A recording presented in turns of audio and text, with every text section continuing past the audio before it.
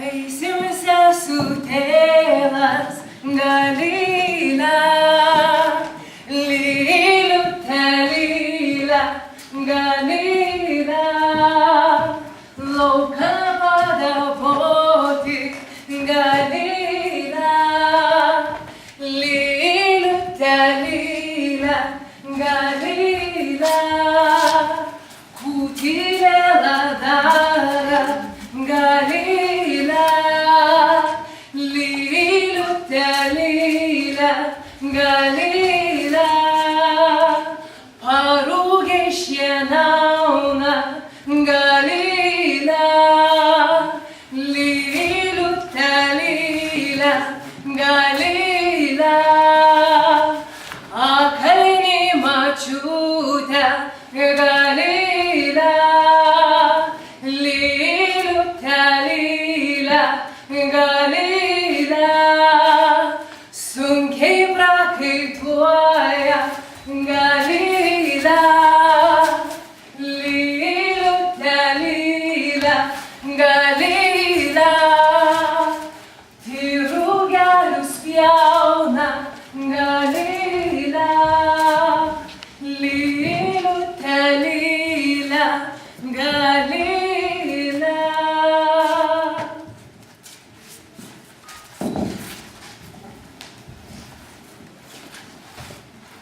Mes norim papasakoti, kaip mūsų krašte švęsdavo rugiapjūtės pabaigtuvius, nuobaigus. Ir nuobaigus suėdavo nargių lankymą, auginimą, paskutinę pėdą plėvimą, jievarą pinimą, vainiką pinimą ir ją parnešimą, intikimą šeimininkai, o paskiau vaišės. Nepamirždavo padėkoti ir svarbiausiai lietuvių dievybei žeminėlai, lėlai, katru saugoja viso augmenijų. Lėlų vadindavo žiedakėlą, žiedanėlą ir prašydavo brandžių varpų išlaikyk sveikatai ir gerybei.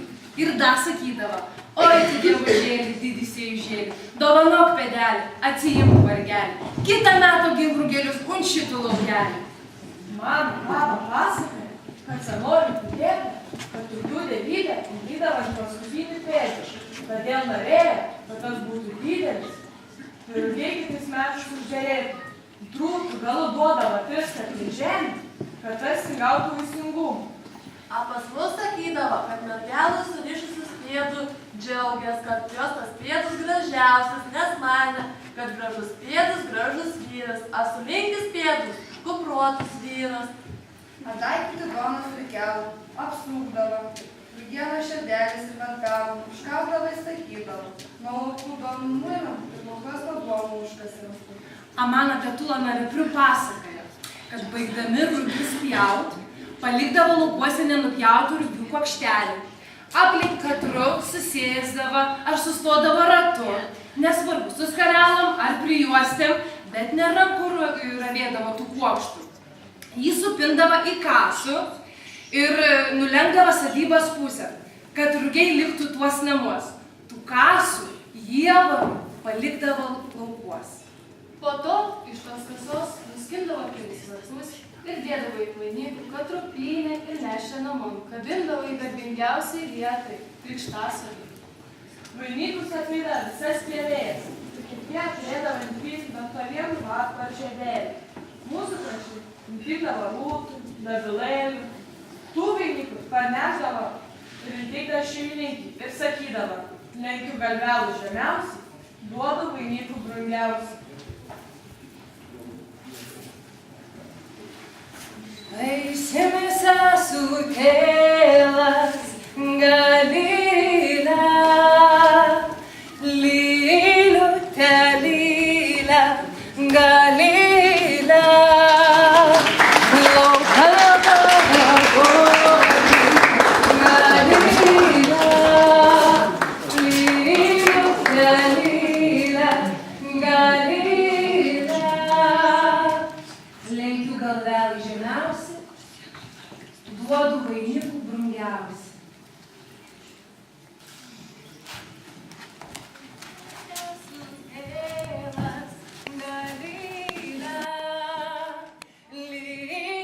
Galilę, Galilę, lauką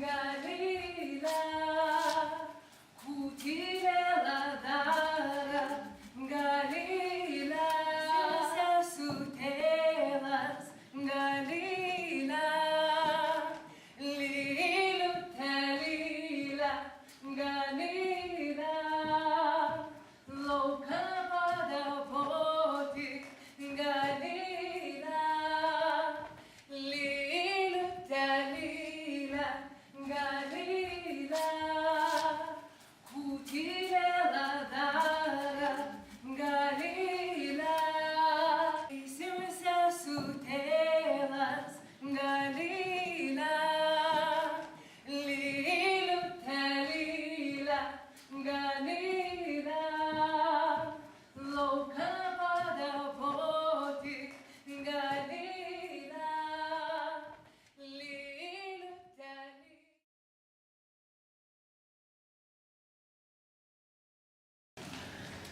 Mes jų sugavom, 3 dienas ir 3 naktis pešėm, patą sviestų tepėm ir atavežėm jum. Čia stavojam. Tik besmaguriaudami pirštų ir liežuvio nenukurskit. Žuvis, Zarasai, ežerų kraštas.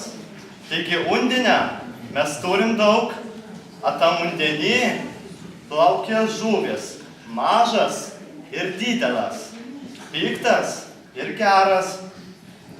Anas baisiai smočinas, a kai su meilai gaudai, o dar su didesnį meilį sūdai ar kepi, seliavų, kurių jūs čia matote, pagavom ežerį, kad rastivoliuoja netoli mokyklas. Nuėjai prie ežero, sudainavom gražių dainų, visos žuvis tik tai iškiša galvą, mes ir tai capt vienu ir iškepam. Va tokia buvo istorija. Druskas dėjom nedaug. Bijom, kad jūsų sveikatai nepavodytų. Kaštavokit. O donelą kaip saulelą, tai jų ir atavežėm. Čia stavokimės. Sveikiname garbius svečius į namus, Dievas į namus. Kviečiame pasivaišinti žiedą žiedadulkių kepiniais, pustažandę aukštaičių, spurgą, šaukte šaukį. Aš storulą įminkšt, riemaliukas iškept, į darėlę prikimšt, jums į burns pasiūst. Kviečiame pasivaišinti razavų miltų kepinės, kaip sakoma, Jonas pieno ponas. Kviečiame pasivaišinti taipogi garsiuoju joninių sūrių su kmynais. Ne veltui sakoma, kad jeigu joninių naktį svečią pavaišins sūriu, palinkės sėkmės jo auginamiems gyvuliams. Palaimins gyvulininkystę, jei pavaišins gir, palinkės sėkmingos žemdirbystės ir skalsios danelas. Ištis mets. Sūris mums perduoda saulės energiją, turi magiškų galių ir net gali pakerėti mylimą žmogų. Tik turi būti pagaminti su meile. Taip pat jūs kviečiame pasimėgauti arbatėlės iš trūkžalas, jonažalas ir kitų žolelių. Dieną žydi kaip saula, kit kaip mėnuo, o treč spin kaip žvaigždė. Pasigardžiuokite deivės austėjos surinktų medaus nektaru. Pajuskite Aukštaitijos laukų gaivumą ir kvapų pasisemkite energijos ir sveikatos. Biškę prisigribavau, biškę sėdėjau keptuvę, pakaitinau, susipjausčiau svabūną, sumaišiau viską, silkę pasidavau, turgui. Pasigavau silkę turgui, pasidėjau ant lentelės, susipjausčiau ir dėjau ant stalo. Kučiukai su aguonpieniu. Aguonas valėme 4 kartus, pylėme vandenį, šiek tiek cukraus, kučiukus kepėme patys, pagal receptą radome. Viskas. Kviečių kūčias. Senovėje žmonės tikėjo, kad jos užvalgys jie taps turtingesni. Kviečiai nuplaunami ir pamerkiami per naktį. Po to jie išverdami, sumalamas aguonas ir viskas sumaišoma su medumi. Ir kaipgi kūčių stalas be duonos, šventos duonos, tai kviečiame paragauti kūčių duonos. Vadinasi toks kūčių stalas. Pasimelsi pakel. Žemynėlą lėlą, tu duodi mums gerų duonų, dėkavojam tau. Suteik mums palaiminimą, kad kuo daugiausiai tavo dovanų turėtume. Pasotinimus. Brangęs pivėlas, svetelių, iš gražiausių grūdelį iškepam ragaišį, katras jautė mūsų širdies gerumų, runkelų darbštumų. Tiek, kiek atidadat meilas, tiek ir tada gautas meilas sugrįž. Mes labai stengiamės išlaikyti nuobaigams kindziukų, iš virbatvinių ir labai skanių bulbelų, apteptų taukinį. Taksai maistus nuvis ne tik nuovargį, bet ir suteiksim stiprybės. Apaskum atgaivinsite iš ruginės duonas ir kriaušaičių pagamintų gyrų. Balta putelą, tai mūsų pievėjai skaistumus, meilumus. Tegu Ana suteikia jums palaimas. Ragaukit, a jeigu patiks, pridedam jų valgymų kartelas.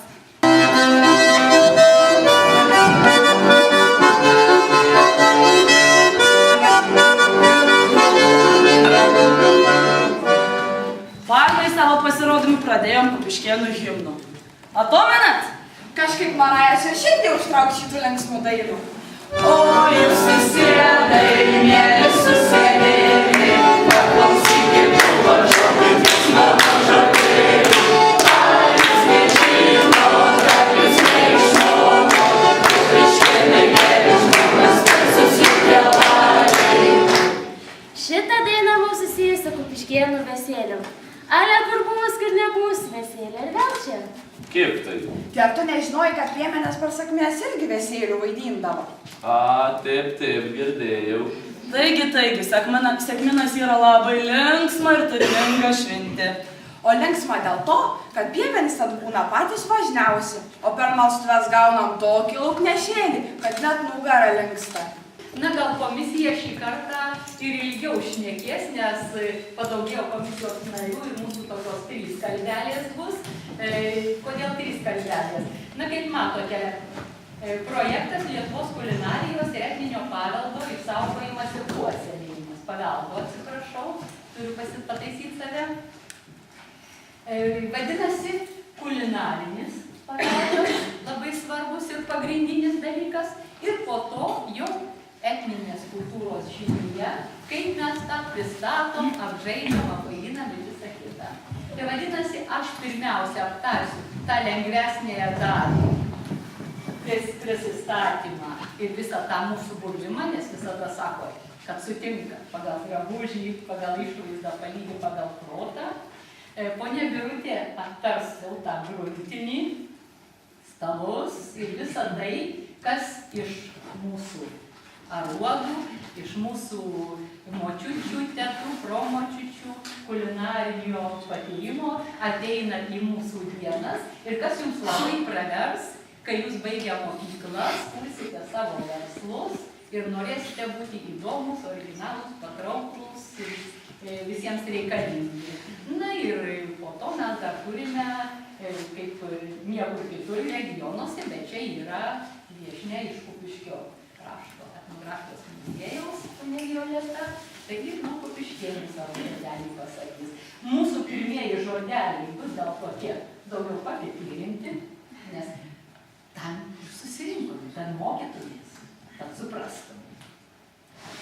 Na, aš pradėsiu taip tokiom bendrom, bet manau, jūs ir patys suprasite, kur yra koks nors jūsų nikis. Jeigu nesuprasite, galėsite klausti, ar tai mes, ar ne mes, ar taip toliau. Dabar bendras dalykas, kuris buvo visuose etnografiniuose regionuose, teorijos truputėlį pasikartokime, nes bus dar daug. Ir kitais metais, ir po metų bus renginiai, tai yra švenčių klasifikacija. Pagal etninės kultūros paveldą, etninės kultūros šventės, jos skirstomos į 3. Kalendorinės šventės yra tos, kurios įrašytos į kalendorių. Atsiverti kalendoriaus lapelį ir matai. Kūčios, kalėdos, nauji metai. Tai visada protinga. Ne po to svarstyti, bet prieš tai konsultuotis. Visur yra, kiekvienam rajone yra etnokultūros specialistas, yra etnokultūros regioninės tarybos, yra specialistai ir jūs, kai darot scenarijų, režisūrų, tai geriausia pasitart su savo rajono etnokultūros specialistais, tai iš jų gaustat ir patarimų teisingų, jis gali perklausyti jūsų ir dainas ir pasakys, ar tikrai jums verta su tom prasidėti, jis gali parevizuoti jūsų paprotyną, ar tikrai viskas tinka tokiam dalykui. Visada laimi tas, kas pasiklausė. Man amžinatilsį močiutė sakydavo, vaikeli, žmogus viską žinot negali ir tikrai nesarmata nežinot, bet dėda žmogui, jeigu nemoka pasklausti. Taigi, kai ruošitės tiem konkursam ir viską, visada žinokit, kad kuo daugiau žmogus klausinėja, tuo daugiau žmogus tobulėja. Aš jums to ir linkiu. Trečią vietą